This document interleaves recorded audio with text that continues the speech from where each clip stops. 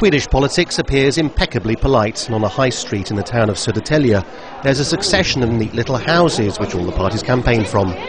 But there are new players here for the voters to consider.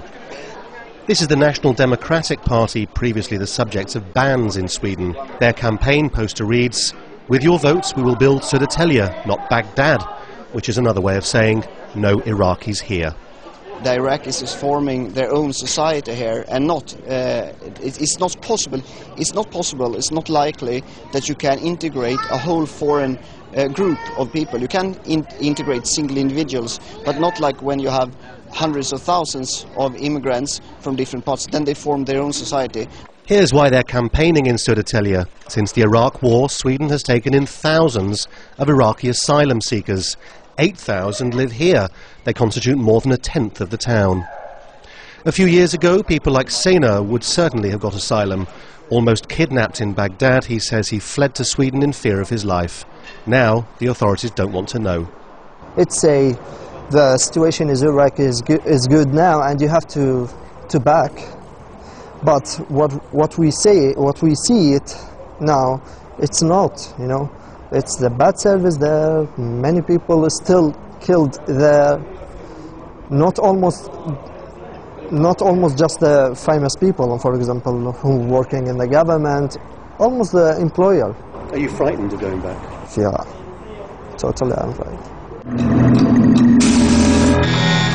In an age of benefit cuts and welfare reform, some of the most provocative campaigning has come from another far-right-wing party.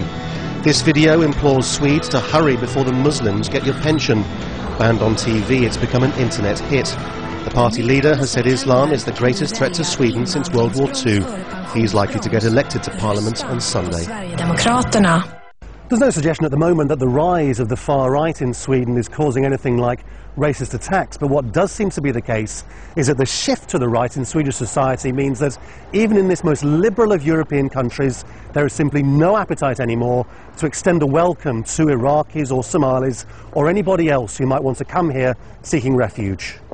What's also clear is that Södertälje can't take any more people. The schools are full and so are the apartments, and it feels a bit like a ghetto. The town's mayor says his appeals for central government to spread people out have got him nowhere.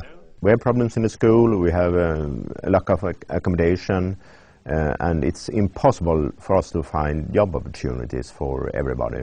So we have told the government that we can't handle this situation. You must help us.